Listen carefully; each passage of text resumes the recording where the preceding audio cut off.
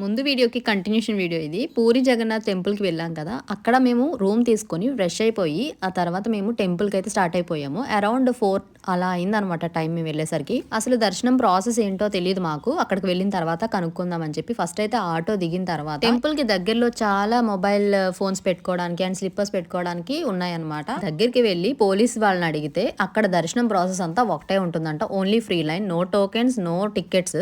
So వెళ్ళిన తర్వాత ఇంక అందరం ఒకటే లైన్‌లో వెళ్ళాల్సిందే. మేము ఆల్మోస్ట్ 4:30, 5:00కి టెంపుల్‌లోకి ఎంటర్ అయితే బయటకొచ్చేసరికి 9:30 అయింది. సెపరేట్‌గా టికెట్స్ అలాంటివి ఏమైనా ఉంటే పిల్లలతో ఈజీ అవుతుంది దర్శనం మనకి. అలా కాకుండా ఇది ఒకటే లైన్ కాబట్టి కొంచెం కష్టమే పిల్లలతో దర్శనం చేసుకోవడము. బయటకొచ్చేసరికి చాలా టైర్డ్ అయిపోయాం మేము. లైన్ ఫాస్ట్‌గా కూడా కదలదనమాట. చాలా సేపు ఆపేశారు. ఊరి వచ్చామంటే ఖచ్చితంగా ఫెస్టివల్స్ ఉన్నాయా లేదా అని కూడా చూసుకొని రావాలి. మేము వచ్చింది మకర సంక్రాంతి ముందు రోజు. ఇంకా చాలా క్రౌడ్ ఉన్నారనమాట. బయటకొచ్చేసి ఇక్కడ ఫేమస్ ఫుడ్ కాజా అయితే తింటున్నాము.